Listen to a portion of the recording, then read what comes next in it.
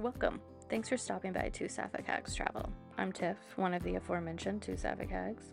In this first vlog of our London Explore series, we bop around Greenwich for basically free. There are a few areas that you can spend some money, but we'll highlight where, what, and how much, if any. I also built this itinerary to be completely free if you want it to be, so while we may stop for a bite to eat or grab a souvenir, that's totally optional. I'll leave some travel tips, budget travel tips, in the comments below. Transport is one cost that really can't be avoided. We started our journey on the bus, which is probably the most affordable way to get there. I've outlined all the specifics on the various ways to get to Greenwich on the blog, which I'll link below. Our first stop is Greenwich Market. Now the food here is delicious, we both love the empanadas, but for a full meal it can get pricey, around 10 to 15 pounds a person. So if you're looking to keep your itinerary as close to zero as possible, I recommend packing a lunch and then having it either by the river or at the park. If you do want to spend a little bit, there's a vintage looking photo booth at the market. It will set you back about 6 pounds, but it is really cute. When we finished up at the market, we headed out to Nelson Road, which turns into Romney Road, and then further down Trafalgar Road. The sidewalk here is a straight shot to the National Maritime Museum. It's a really quick jaunt between the two.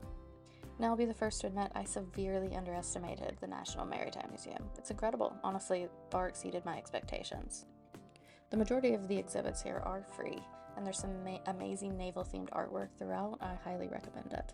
Now to get to our next stop, the Queen's House, go back out the front of the museum and head right. It's just around the corner. You probably saw it when you came in. It's connected by some columns to the Maritime Museum.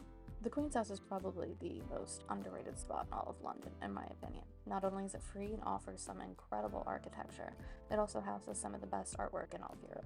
Keep your eyes out for the Armada portrait of Elizabeth I, as well as some work for contemporary artists commissioned specifically for the museum. Even if you use the elevator to get back down, stop by the tulip staircase for a picture. It's incredibly photogenic. Quick tip, use the toilet on the ground floor of the Queen's House before you leave, because it's free, while the public toilets in the park charge 20p. Next up, go out the front of the Queen's House and make your way through the columns to the back side, which was originally the front side, to reach Greenwich Park. There's usually an ice cream truck around here, so if you want to spend a few quid for a nice treat, there you go. But this is also a great time to break out your own picnic and save some money. There's so much to see in the park, you could literally spend a full day there. I love to go up the hill to see the Rose Garden by the Ranger's house. Up by the Prime Meridian is also the perfect spot for the best cityscape shot of London, I would argue. It features Greenwich with Canary Wharf in the background. If you go back down the hill and to the right, there's a pond by the sundial that you can rent paddle boats at for a bit of an adventure. But it's also a great spot to relax and read for a bit or just take in the views.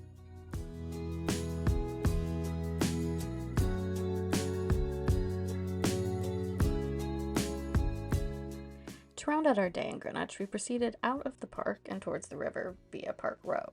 Across the main road, you will quickly see epic architecture that screams Bridgerton. This is the old Royal Naval College grounds. Walking the grounds is free, but if you want to see the painted hall, you can get a day admission pass to it and some of the other paid interior features. The Cutty Sark is next door. You can't miss it. It's a giant ship. It's also free on the outside with paid tickets available to go inside. We skipped both on this day, but we have been to the Painted Hall before for their silent disco. Absolutely love it, highly recommend. Proof of our dance skills is available on our TikTok. This will get you back to the river. You can have a nice river walk or grab an Uber boat. Buses are nearby as well. I hope you have a great day, and if you try our itinerary, let us know. Leave a comment or follow us on Instagram or TikTok. Hope to hear from you.